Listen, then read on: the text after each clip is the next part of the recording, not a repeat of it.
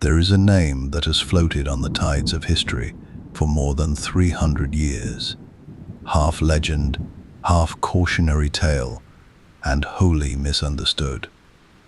Captain William Kidd. To some, he was a villain who chose lawlessness when virtue was still within reach. To others, he was a man of genuine honor, undone not by his own wickedness, but by the treachery of powerful men who needed a scapegoat more than they needed the truth.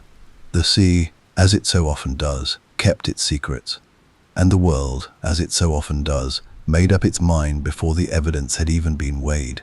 He was born around 1654, most likely in Greenock, Scotland, a port town pressed against the grey waters of the Firth of Clyde, where the smell of salt and timber and ambition were so intermingled that a young man could scarcely tell them apart. The sea was not a romantic aspiration for boys born in places like Greenock. It was simply what came next. It was the world's great engine, and those who learned to work within it might find fortune or infamy, or both. By the time Kidd settled in New York in the late 1680s, he had already earned himself a quiet reputation, not the roaring, colorful kind that makes for good ballads, but the steady, dependable kind that makes merchants trust you with their ships and your cargo. He married well. A wealthy widow named Sarah Ort brought him prosperity, social standing, and a home on Pearl Street in Lower Manhattan. He attended Trinity Church. He owned property. He was, in the truest sense, a respectable man. And in the story of Captain Kidd, that word, respectable, carries a particular weight, because it makes everything that followed so much more haunting. It was in 1695 that the machinery of his destruction was quietly set in motion, though neither Kidd nor anyone else could have known it at the time.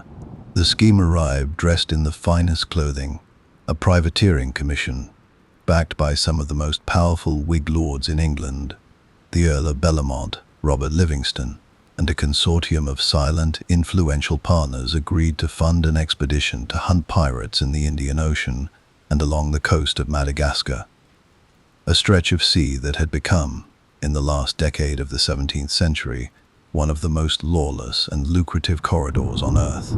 The plan was straightforward. Kidd would sail, seize pirate ships, and return the plunder. The investors would profit, the crown would be served, and Kidd would be rewarded with a captain's share and a story worth telling.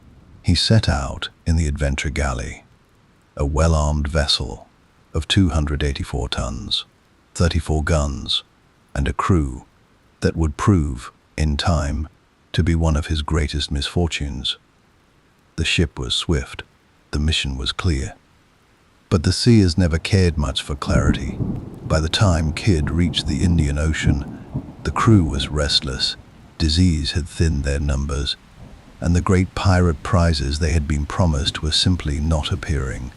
What he encountered instead were choices. Impossible, compressing choices, made in the heat of desperation, watched by men who were already inclined toward mutiny. And it was in the making of those choices, some defensible, some not, that the legend of Captain Kidd was forged. The most infamous of those choices came in January of 1698, when Kidd took the Quidar Merchant, a large Armenian vessel sailing under a French pass, loaded with silk, gold, and East India goods. Under his commission, a French pass made the ship a legitimate prize. But the ship's owner had powerful connections, and the political winds in England were already shifting. What was legal on the open sea was becoming something far more complicated in the drawing rooms of London. His backers, those same powerful lords who had sent him out, quietly distanced themselves. The commission they had signed became a document they had never heard of, and Kidd, sailing home to clear his name, sailed instead into a trap that had been constructed, brick by careful brick, in his absence. He was arrested in Boston in 1699. He was transported to London. He was tried. And the trial, if one reads the transcripts carefully, reads less like a search for justice and more like a performance designed to produce a predetermined conclusion. The French passes, the very documents that might have saved him, vanished from the evidence. He was convicted of murder and piracy on May 23, 1701. On the banks of the Thames at Execution Dock in Wapping, Captain William Kidd was hanged. His body was left in a gibbet over the river, displayed, as was the custom, as a warning to all who might consider a life outside the law. And yet, and this is what makes his story so endlessly compelling, William Kidd did not disappear. The gibbet rusted and fell. The Thames rolled on, but the name endured. Stories of buried treasure spread almost immediately after his death, growing stranger and richer with each generation. Maps were drawn, islands were searched, fortunes were wasted in pursuit of gold that may never have existed. In the centuries that followed, Kidd became the archetypal pirate, the template on which Robert Louis Stevenson drew when he wrote Treasure Island, the shadow that fell across every skull and crossbones flag in every child's imagination. He became, in death, far more powerful than he ever was in life. That is the curious, melancholy gift that history sometimes bestows upon its condemned. In the segments that follow, we will move slowly. There is no reason to rush through a life this layered. We will sail with Kidd through the politics of privateering, through the desperate months in the Indian Ocean, through the fatal seizure of the Quedagh merchant, through his betrayal at the hands of the very men who commissioned him, and finally through the long, strange afterlife of his legend. We will ask the questions that the Court of 71 did not bother to ask. We will sit with the ambiguity that history so rarely permits, and perhaps, at the end, we will find that the most honest thing we can say about Captain William Kidd is also the most unsettling, that he was neither purely innocent nor purely guilty, that he was a man of his time, caught in a net not entirely of his own making, and that the world remembered him in the way that suited the world best. There is a word that did a great deal of work in the 17th century, a word that could transform a man who robbed ships at sea into a man who served his king. That word was privateer, and to understand Captain William Kidd, to truly understand what he was accused of being, and why the distinction mattered so enormously, you must first understand the world that word inhabited. You must understand how a piece of paper stamped and signed by the right authority could be the difference between a hero's welcome and a hangman's rope. The practice of privateering was, at its core, a government outsourcing arrangement. It was warfare on a budget. In an era when maintaining a permanent, professional navy was expensive, cripplingly so, the major European powers had long since discovered that private ship captains could be induced, through the promise of profit, to do much of the Navy's dirtiest work. The arrangement was simple enough in its outline.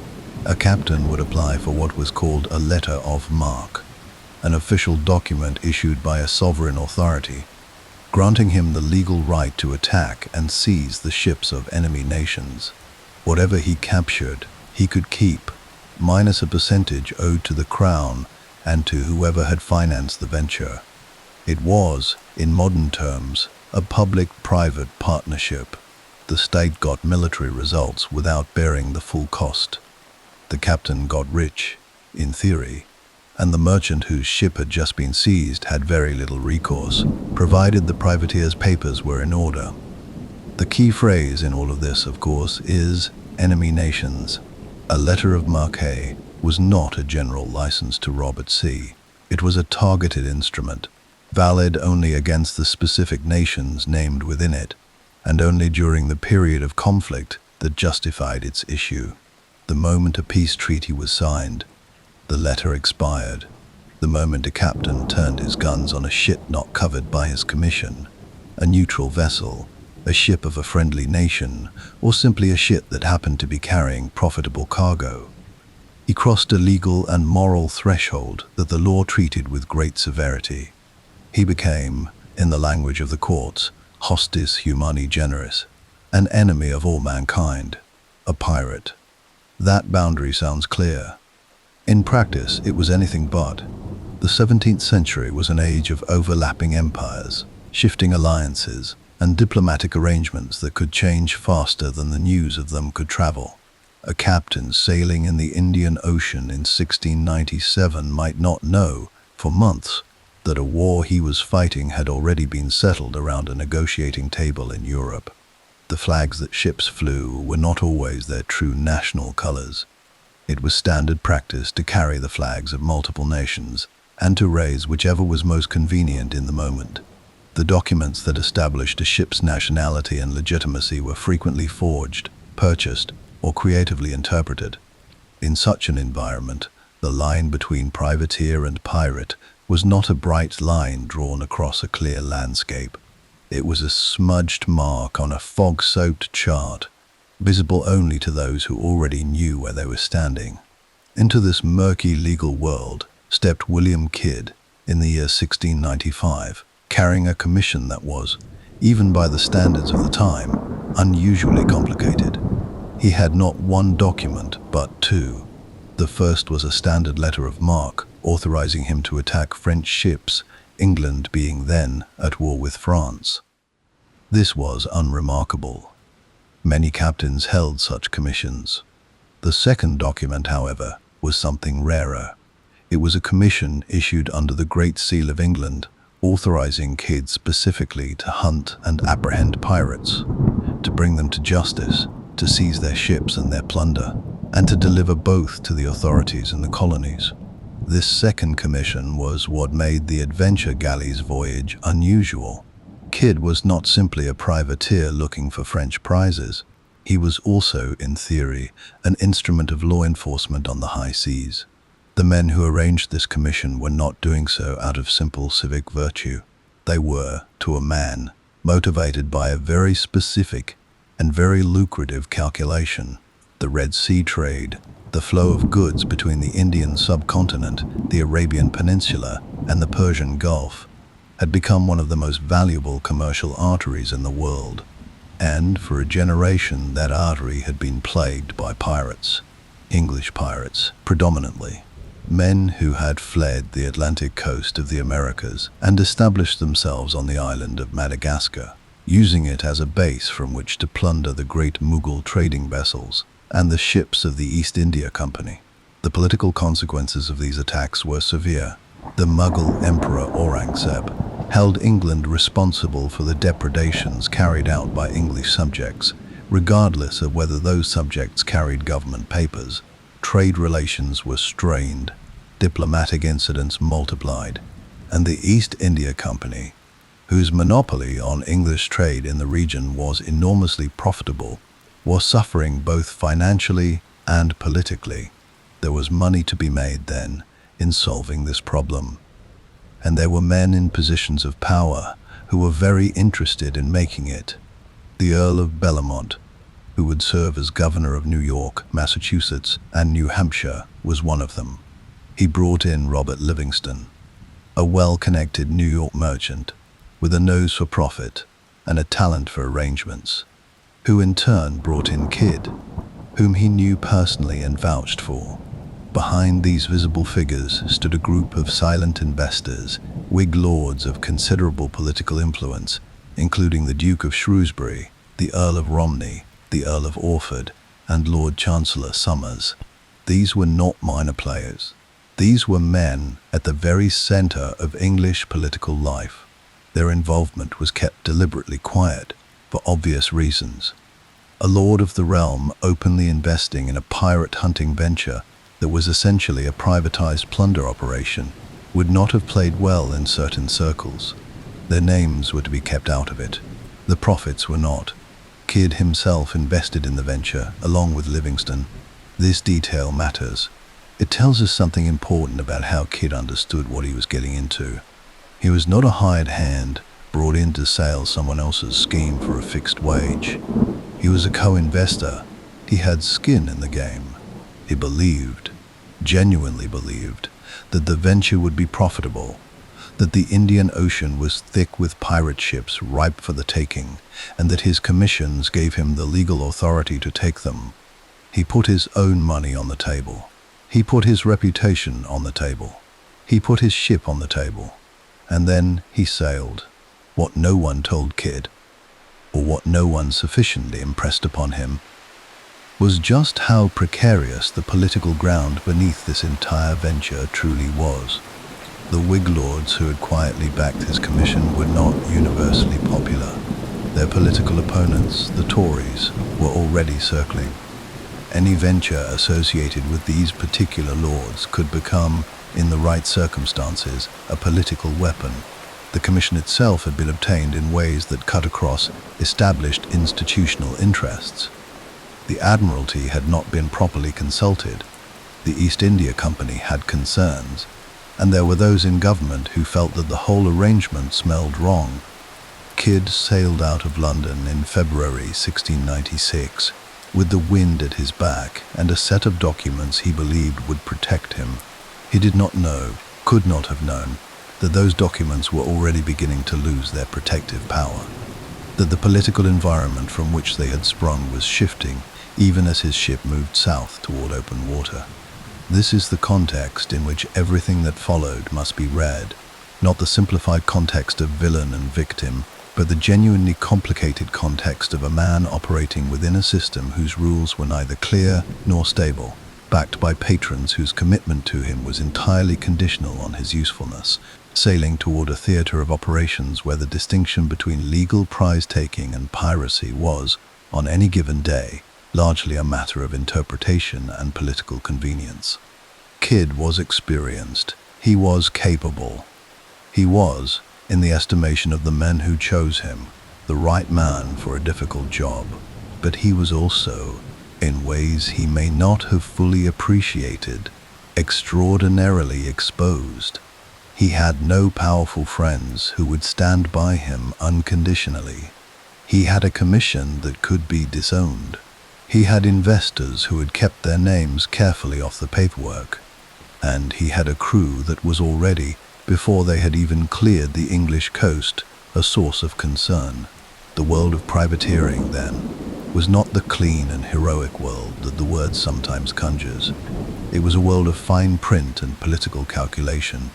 It was a world where legality was a product of context, not character. It was a world where the most dangerous thing a captain could do was to trust that the authority behind his commission would hold firm when events on the water became inconvenient for the men on shore. Kidd trusted.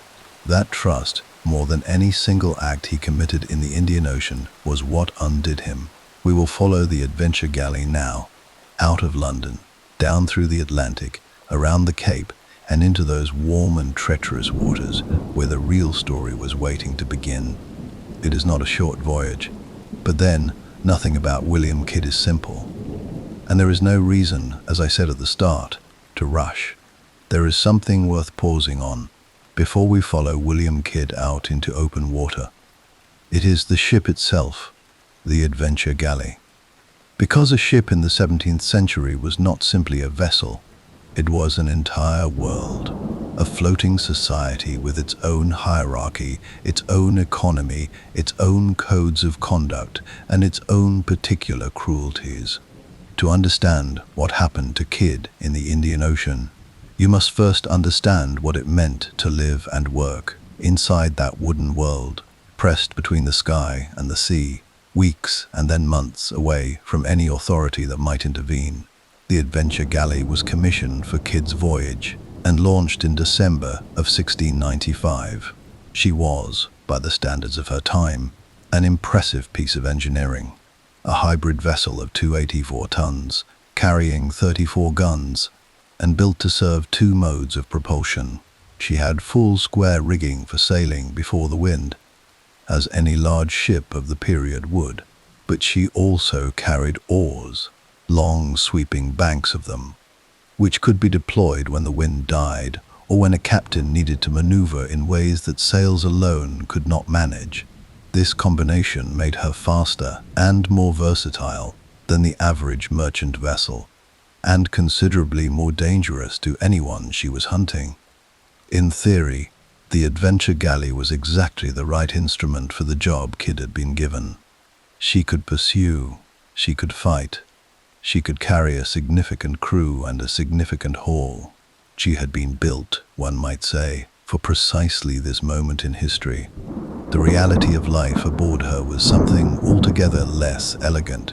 A crew of roughly 150 men shared a space that modern standards would consider inhumane. Sleeping quarters were minimal, ventilation was poor, and the lower decks in tropical latitudes became, in the heat of the day, something close to unbearable. Food was salted and monotonous. Fresh water was rationed. Disease moved through a ship the way fire moves through dry grass, quickly, quietly at first, and then with devastating speed. Scurvy, dysentery, and fever were not exceptional misfortunes at sea. They were routine. A captain planning a voyage of 18 months to 2 years was planning, with some mathematical certainty, for a portion of his crew to die before he returned. The men who signed on knew this. They signed on anyway, because the alternative, life ashore without money, without prospects, without anything to look forward to, often looked worse than the risk. The crew that Kidd assembled for the adventure galley was, from the very beginning, a source of difficulty. He departed London in February 1696, but almost immediately encountered the first of many frustrations that would characterize the entire voyage. A Royal Navy press gang stopped the adventure galley in the Thames and simply removed a portion of his crew, conscripting them into naval service with the breezy indifference that naval authority routinely exercised over the lives of ordinary sailors. Kidd lost experienced men at the very start. He replaced them in New York with a crew that was considerably rougher in character. Men drawn from the waterfront, men who had sailed in grey legal waters before, men who were attracted to a privateer voyage precisely because it offered the possibility of significant irregular profit. This was not an unusual crew composition for a venture of this kind, but it was a crew that required careful management. A crew, one might say, that was always watching. Kidd sailed from New York in September 1696, and the early months of the voyage were defined less by adventure than by an accumulating series of misfortunes. The adventure galley began to leak, her hull improperly caulked. Repairs ate into time and resources.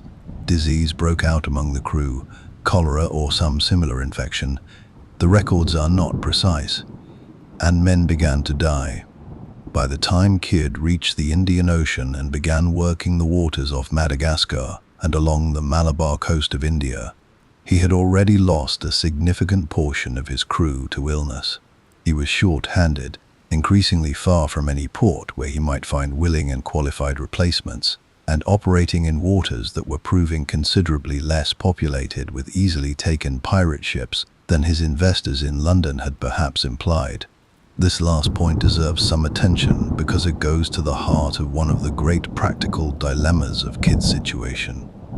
The commission he carried authorized him to hunt pirates. The problem was that pirates, or at least the large and profitable pirate operations that his investors had painted so vividly, were not simply waiting to be found. The Red Sea trade was vast, the coastline was long, and the intelligence available to Kidd about where particular ships might be at any given time was fragmentary at best. He cruised, he searched, he found very little. Weeks passed, and then months, and the crew, who had signed on for a share of the plunder, who had no salary beyond the promise of prize money, grew restless in the way that hungry men with weapons always grow restless when the food does not arrive on schedule. It was in this environment that the relationship between Kidd and his crew began to deteriorate. The crew of a privateer vessel operated under a different psychological contract than a naval crew. Naval sailors were paid wages. They were subject to strict military discipline, backed by the full authority of the state. Privateers operated on the share system, no prize, no pay, and the captain's authority, while real, was more conditional. A privateer crew that believed their captain was making poor decisions or passing up legitimate opportunities or simply failing to deliver what they had been promised had both the motivation and, in some cases the inclination to make their displeasure felt. Kidd was aware of this dynamic. Any experienced captain would have been. The question was how to manage it when the sea itself was refusing to cooperate.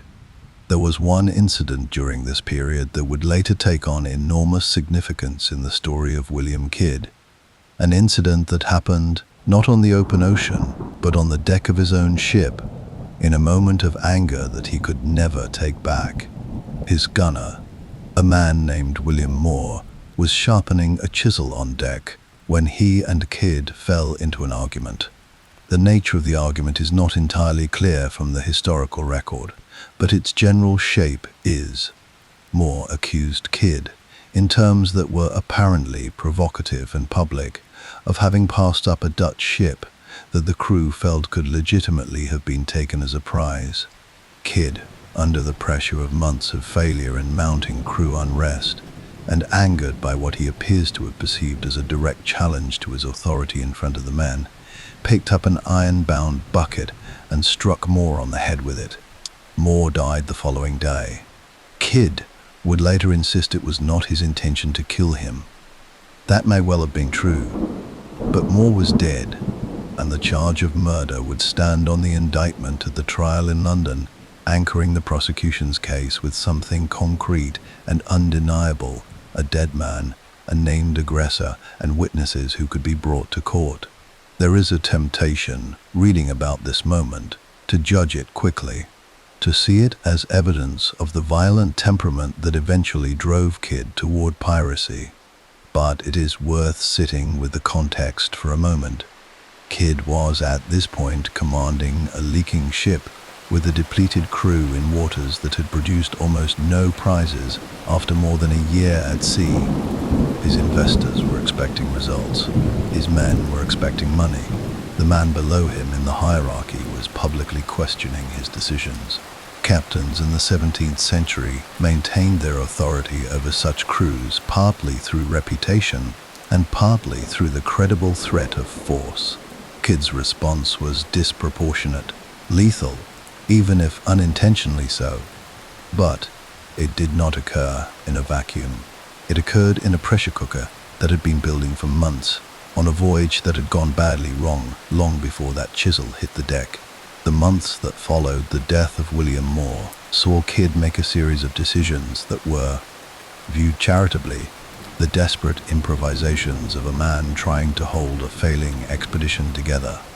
Viewed uncharitably, as they would be in the eventual courtroom, they looked like the calculated choices of a man who had decided to abandon his commission and turn pirate. He took several smaller vessels during this period, and the legality of each seizure was, at the very least, debatable. Some carried French passes, which under his letter of marque made them legitimate prizes. Some did not. The crew's hunger for profit was by now a constant pressure, and Kidd's ability to restrain them from simply taking whatever ships came within range was diminishing with each passing week. There were, according to later testimony, members of the crew who actively wanted to go pirate, who believed that the commission was a fiction, the investors were frauds, and the only rational response to their situation was to take whatever they could from whoever was available. Kidd resisted this, or tried to. But resistance, when you are a captain with a depleted crew far from home, has its practical limits. It was in this context that the Adventure Galley encountered the Kedar merchant in January of 1698, and it is at this encounter that the true pivot of Kidd's story occurs, the moment that would define his legacy, divide historians for centuries, and ultimately send him to the gallows. We will come to that ship and to everything it carried and everything it cost in the next segment. But before we leave the Adventure Galley and the long, grinding months that preceded that encounter, it is worth pausing on what those months tell us about the nature of the voyage itself. What they tell us, above all, is that Kidd's story is not a story about a man who set out to do wrong. It is a story about a man who set out to do something extremely difficult, in extremely difficult circumstances, with inadequate resources, a problematic crew, and backers whose support was entirely contingent on success. The months in the Indian Ocean were not months of swashbuckling villainy. They were months of disease, death, mechanical failure, frustrated searching, and the slow accumulation of impossible pressures. By the time the Quedagh merchant appeared on the horizon, Kidd was not the confident, well-connected New York gentleman who had sailed out of London 2 years earlier.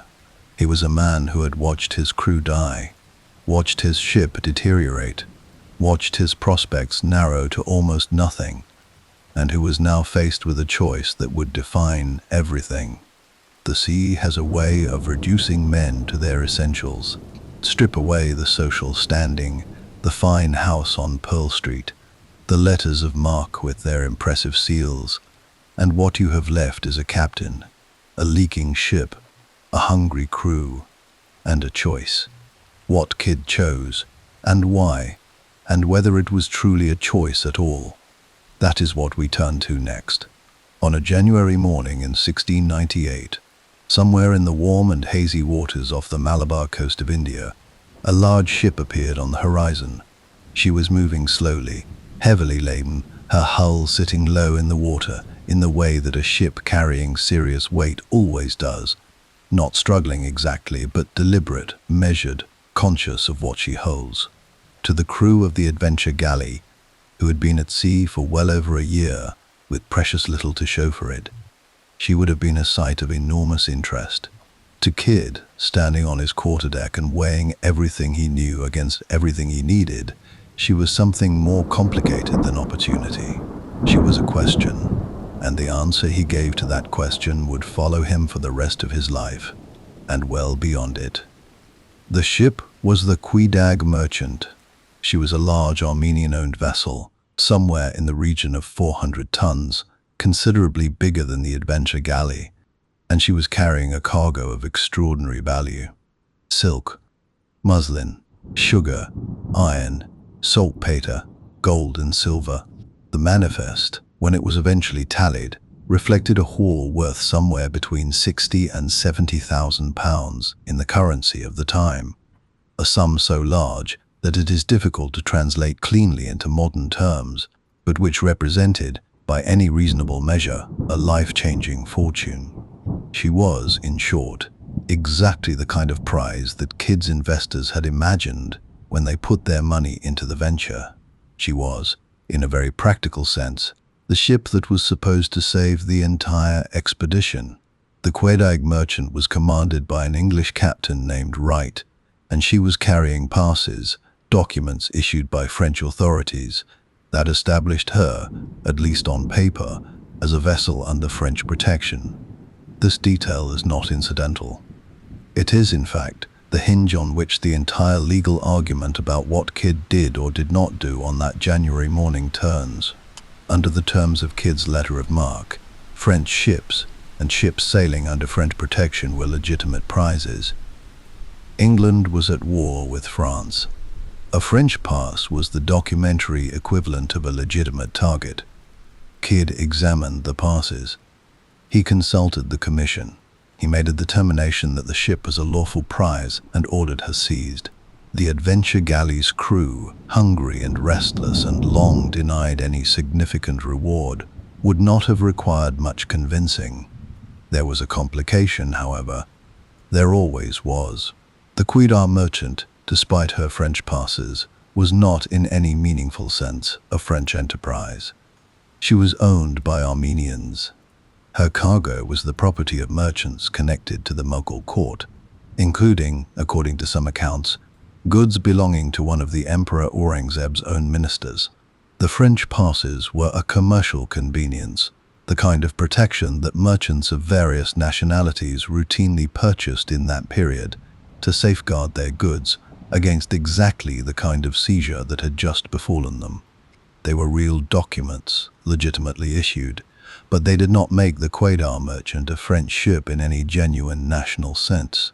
What they made her was a ship with paperwork that, under the letter of Kidd's commission, placed her within the category of seizable vessels.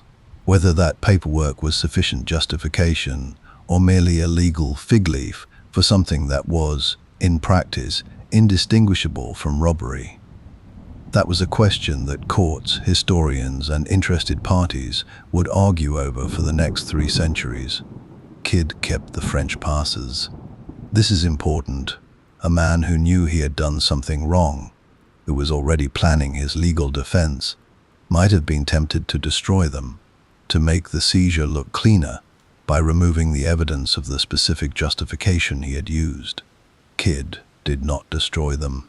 He retained them carefully, apparently in the genuine belief that they constituted his legal protection, his proof that what he had done on that January morning was within the terms of his commission and therefore not piracy.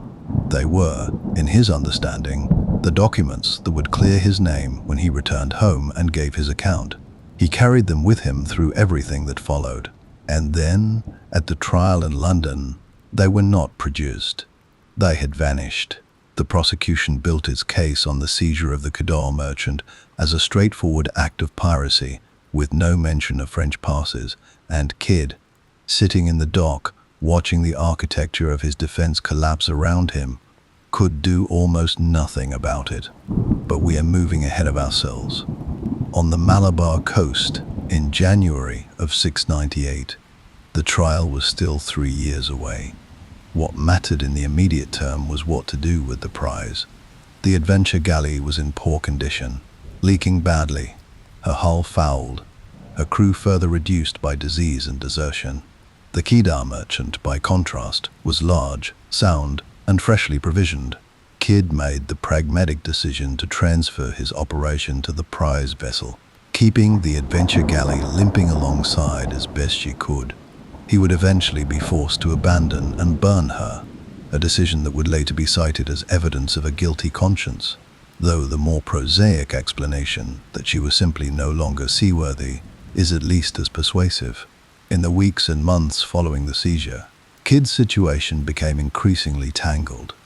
Word of what he had done reached various parties through the networks of merchants, company agents, and colonial administrators that connected the Indian Ocean world to the drawing rooms of London.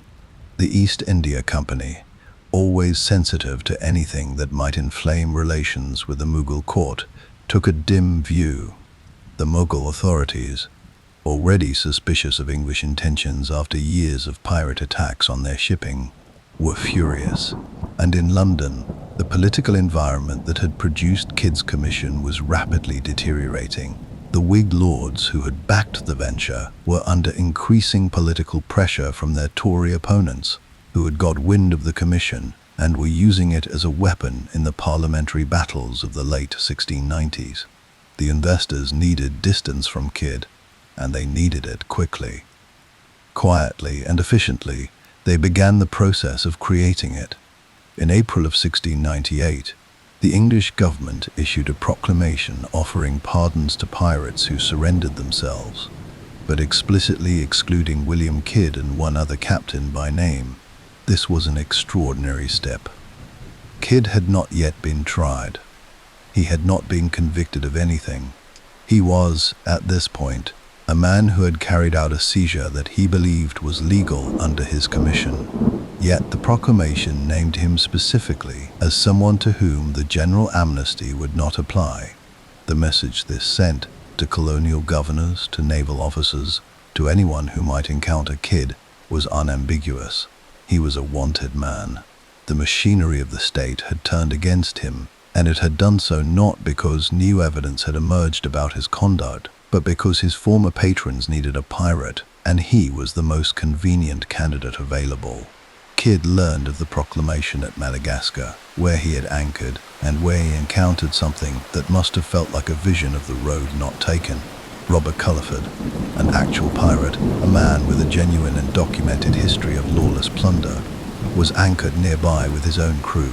The two groups interacted, and what happened next is one of the most telling episodes of the entire story. The bulk of Kidd's crew, somewhere between 90 and 100 men, simply deserted him. They went over to Culliford. They took the career choice that the proclamation had, in a sense, already made for them. If they were going to be called pirates regardless of what they did, they might as well become ones in earnest.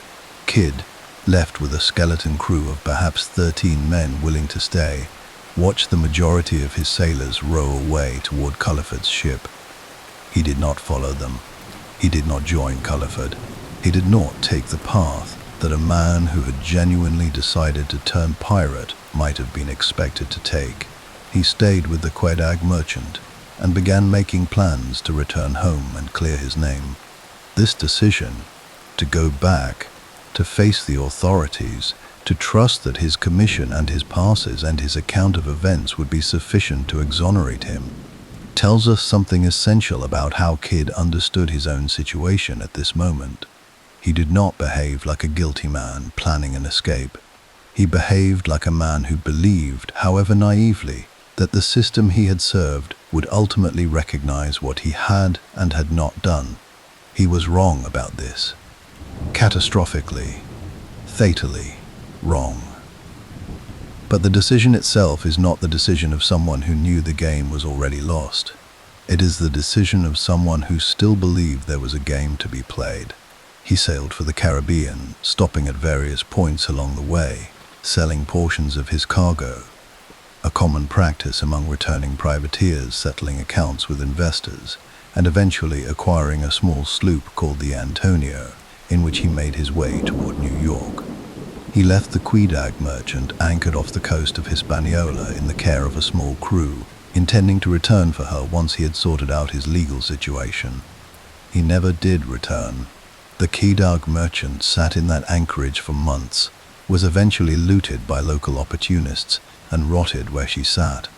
In 2007, a team of marine archaeologists located what they believed to be her remains in shallow water off the coast of the Dominican Republic. A quiet, waterlogged footnote to a story that had made so much noise in its time. Kidd arrived in the waters off New England in the summer of 1699, reaching out cautiously to the Earl of Bellamont, his original backer, now governor of Massachusetts, in the hope that some arrangement could be reached. Bellamont's responses were carefully encouraging. "Come in," they suggested. "Come and give your account. There is a process here, and you should trust it." Kidd came in.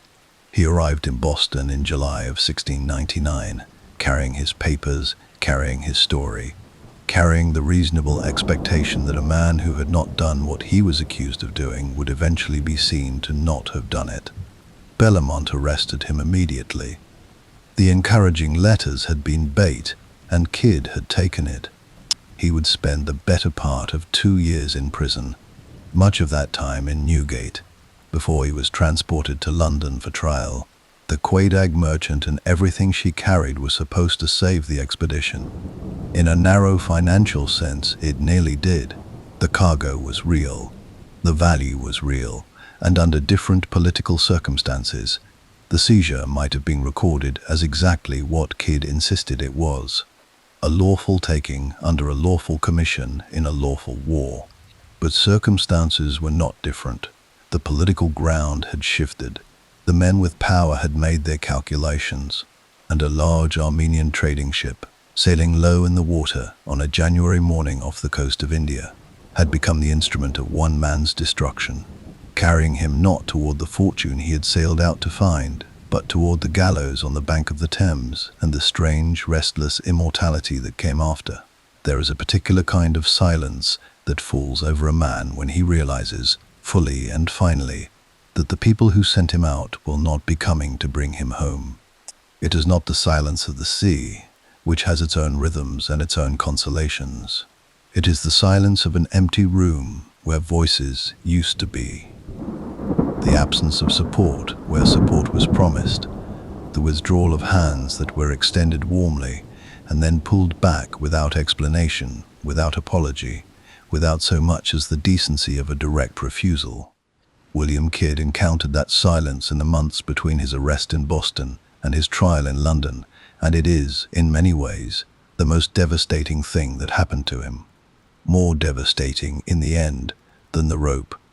To understand the betrayal properly, you have to return for a moment to the men who built the venture in the first place.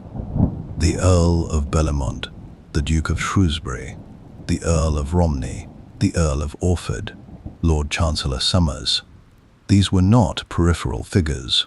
These were men at the absolute center of English political life in the 1690s, members of what was known as the junto, the inner circle of Whig power that had guided England through the latter years of William III's reign.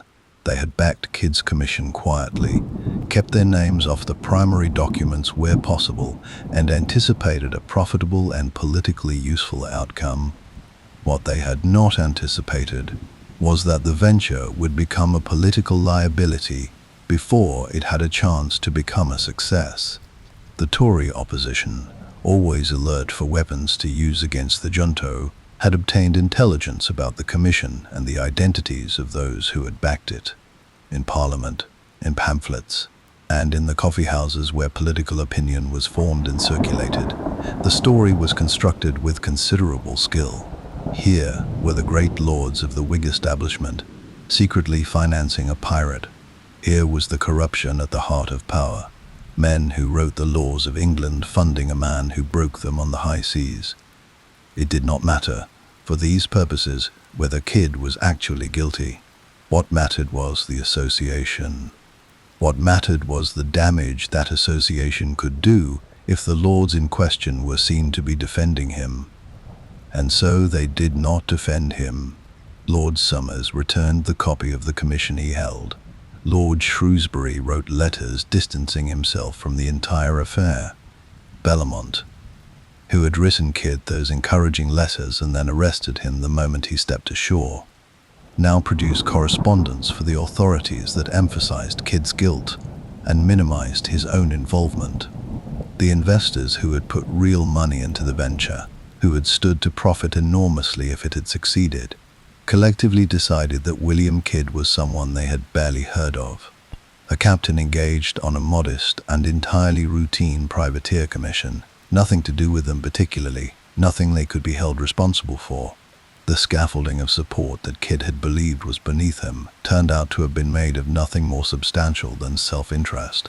When self-interest required it to disappear, it disappeared. Kidd sat in Newgate prison for the better part of 2 years and tried to understand what was happening to him. The conditions in Newgate were severe.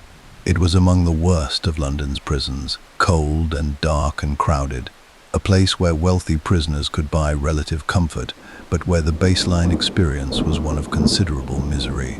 He wrote letters. He made legal arguments. He insisted on the existence and the importance of the French passes that justified the seizure of the Quedagh merchant, and he asked that they be produced and examined. He was not an entirely passive figure in his own defense. There is something almost painful about the energy he put into those letters, the careful, methodical way he laid out his account of events, the evident belief that if only the right person would listen carefully enough and long enough, the logic of his position would become clear. The right person never quite materialized. The trial took place at the Old Bailey in London in May of 1701. It lasted, by the standards of a modern legal proceeding, a remarkably short time, 2 days for the piracy charges, with a separate hearing on the murder charge relating to William Moore.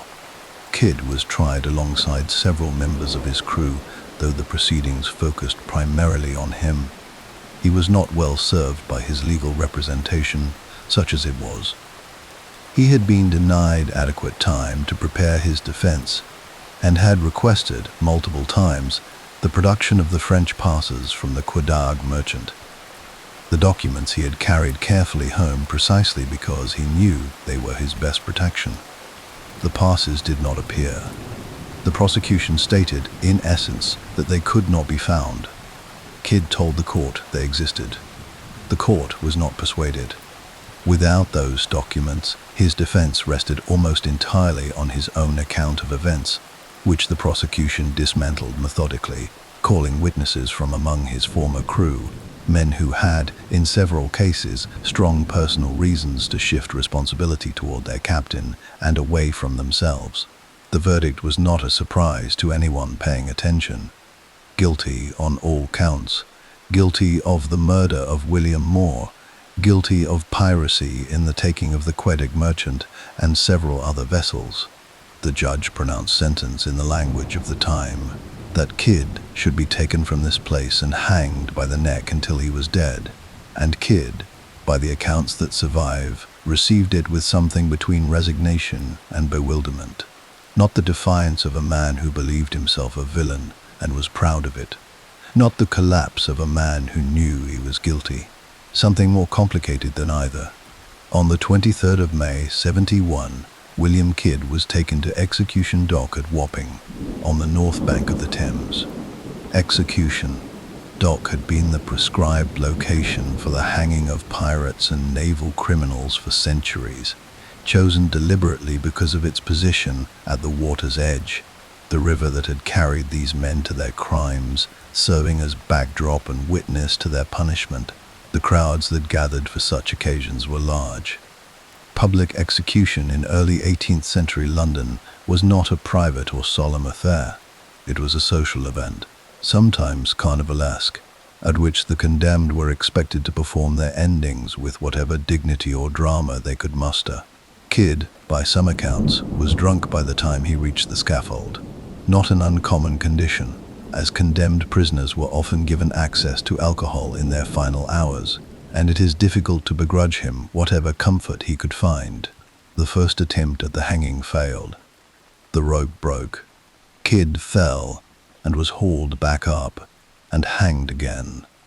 Successfully this time.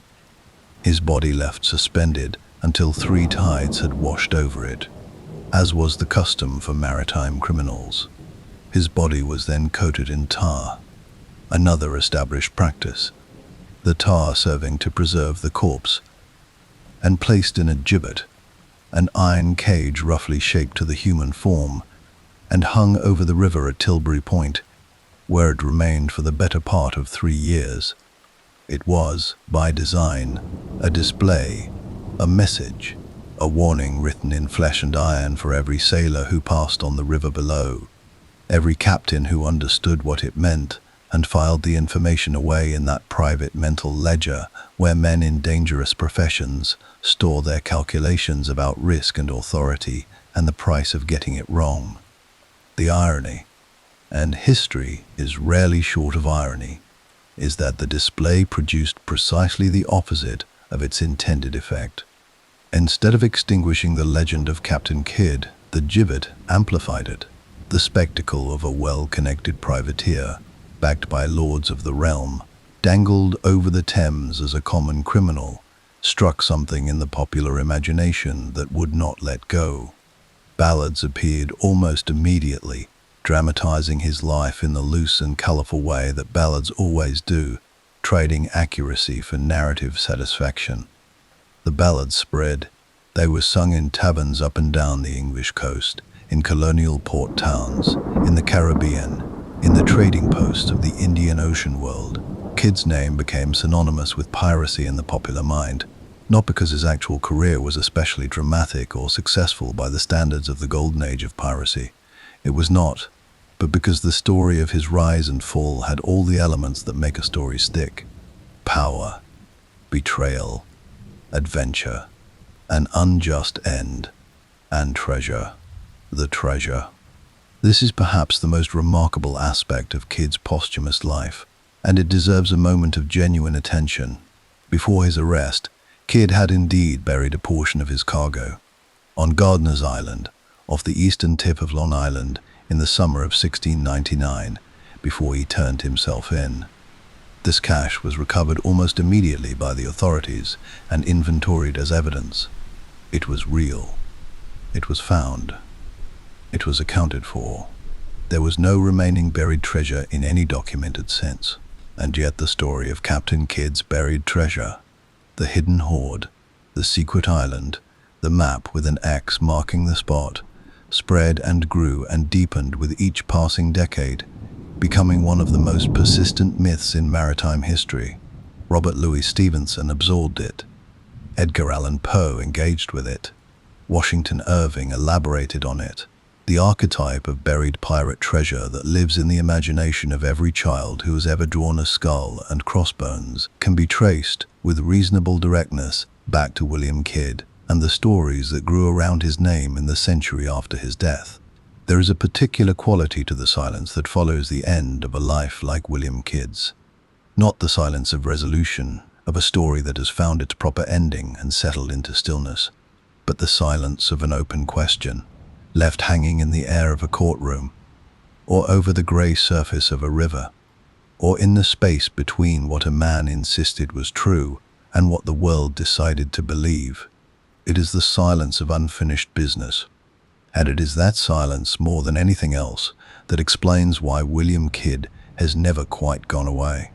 We have followed him from Greenock to New York, from New York to the Indian Ocean, from the deck of the Adventure Galley to the dock at the Old Bailey and the gibbet at Tilbury Point. We have tried along the way to resist the temptation to make him simpler than he was, to flatten him into either the roguish hero of the ballads or the cold-blooded villain of the prosecution's closing argument. He was neither of those things, or rather he was elements of both, in the way that most human beings contain within themselves the capacity for both defensible and indefensible choices, and spend their lives making those choices under pressures that are not always of their own creation.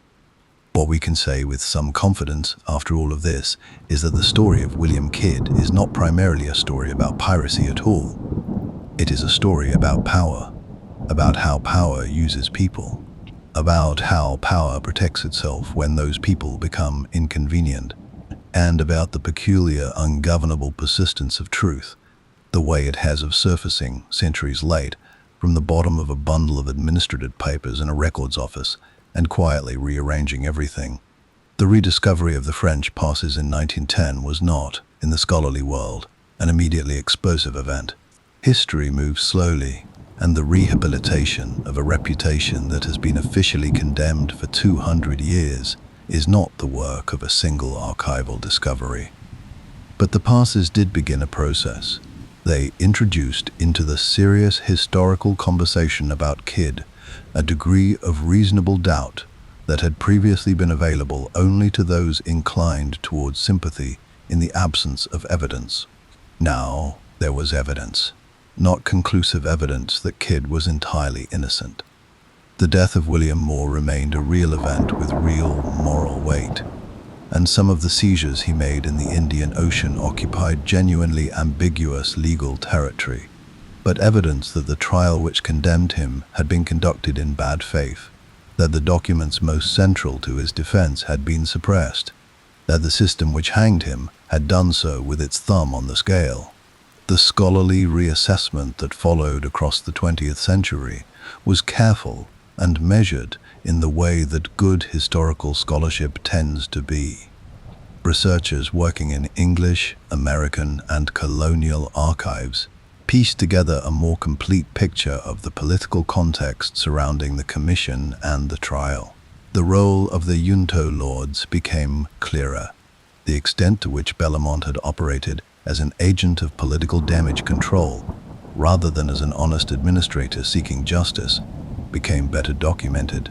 The behavior of the prosecution in suppressing the passes moved from the realm of Kidd's unverifiable claim to the realm of demonstrable fact. And the portrait that emerged from all of this work was not of a pirate who had been rightly hanged, nor of a saint who had been wrongly martyred, but of a complicated, flawed, and fundamentally ordinary man who had been destroyed by forces that were neither ordinary nor fair. What is perhaps most striking about this reassessment, when you sit with it long enough, is how modern it feels. The mechanisms by which Kidd was undone, the wealthy and well-connected investor who distances himself from a failing venture, the politically motivated prosecution, the suppression of exculpatory evidence, the use of a convenient scapegoat to protect institutional interests. These are not mechanisms that belong exclusively to the 17th century. They are mechanisms that recur with depressing regularity across the whole of recorded history, and which anyone paying attention to the world in any era will recognize without difficulty. Kidd's story resonates not because it is exotic or remote, but because it is, in its essential structure, entirely familiar. The details are 17th century. The shape of the thing is timeless. And then there is the treasure. We cannot leave the story of Captain Kidd without spending a little more time with the treasure, because the treasure, the myth of it, the irresistible pull of it, is itself a significant historical artifact, telling us things about the human imagination and its relationship to figures like Kidd that are worth understanding. The buried hoard of Captain Kidd has been the object of organized searches on at least a dozen islands across the Atlantic and Indian Oceans. Oak Island in Nova Scotia has been dug into and flooded and excavated and dug into again by treasure hunters over more than 2 centuries, at a cost in time and money that is genuinely difficult to calculate. And the Kidd connection has been part of the mythology surrounding that island for much of that time. Islands in the Caribbean and the South Pacific, off the coast of Madagascar, off the coast of Vietnam, all have at various points been identified by someone on the basis of some document or some interpretation of some document as the true location of Kidd's buried millions. None of these searches has ever produced anything that could credibly be connected to Kidd's actual cargo. This is worth sitting with. The actual buried treasure of Captain Kidd, the cache on Gardiner's Island, was dug up in 1699, catalogued by colonial authorities, shipped to London as evidence, and used in part to fund the costs of his prosecution. It is gone. It was accounted for. It no longer exists as buried treasure in any meaningful sense. Every search that has been conducted since then, every map that has been produced and sold and followed, every expedition that has set out with shovels and hope and the conviction that this time, finally, the real hiding place has been identified. All of it has been in pursuit of something that was never there, and yet the searching continues. It has continued across 3.5 centuries. It shows no particular sign of stopping.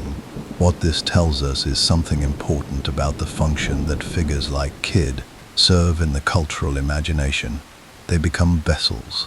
The word feels apt, into which we pour our desires and our fantasies and our unresolved longings. The treasure is not really about gold. It is about the possibility of transformation, the idea that somewhere out there, beneath the right patch of ground on the right island, there is a quantity of value sufficient to change everything. Kidd, who was himself transformed by the forces that bore down on him, who went from respectable New York gentleman to executed pirate without ever quite understanding how, becomes the guardian of that transformative possibility. He holds it for us. He keeps it just out of reach, and the searching is, in a way, its own reward. The pleasure not of finding, but of looking, of existing for a time in a world where such things might be found. Robert Louis Stevenson, who drew on the Kidd mythology more directly than almost any other writer, understood this instinctively. Treasure Island, published in 1883, 180 years after Kidd's hanging, is not really about treasure either. It is about the journey, about the moral education that happens in the pursuit of something glittering and dangerous, about the distinction, always unstable, always requiring active maintenance, between the respectable world and the world outside the law. Jim Hawkins stands at that boundary throughout the novel, pulled in both directions, and the treasure at the end is almost incidental to the person he has become in the process of seeking it. Stevenson had absorbed the Kidd mythology so thoroughly that its deepest themes were simply part of how he understood adventure itself. Edgar Allan Poe engaged with the legend more literally in his 1843 story about a cryptographic message that leads to buried pirate gold, a story that helped establish, in the popular imagination, the idea of the treasure map as a genre, the coded clue as a narrative device, the skull and crossbones as a symbol of hidden wealth rather than simply of death. Washington Irving wrote about Kidd directly, fictionalizing him in ways that added color and romance, while draining away the political and legal complexity that made the real story genuinely interesting. And through all of these literary transformations, the actual William Kidd, The man on Pearl Street, the investor in the venture, the captain writing careful, methodical letters from Newgate prison, receded further and further behind the figure that the culture had decided it needed him to be. The submarine archaeology of recent decades has added a new and quietly moving dimension to the kid's story.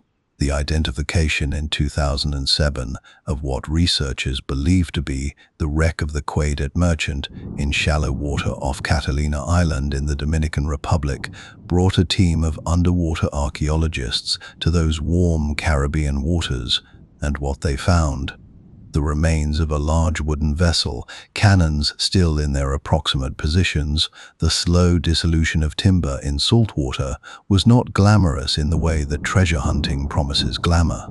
It was something better than glamorous. It was specific. It was real. The cannons the kid's crew had loaded and aimed and perhaps fired were lying in a few meters of water, visible to anyone with a mask and a calm afternoon. And there was something in that visibility, that unmediated physical connection across 3 centuries, that no document in a records office and no ballad in a tavern quite manages to provide. The ship existed. The voyage was real. The man was real. Whatever else you want to say about him. In 2015, a separate team of researchers working off the coast of Madagascar announced that they had recovered a silver bar from the wreck of a ship they believed to be the Adventure Galley. The bar was presented at a press conference with considerable fanfare, declared to be pirate treasure, and connected to Kid with great confidence.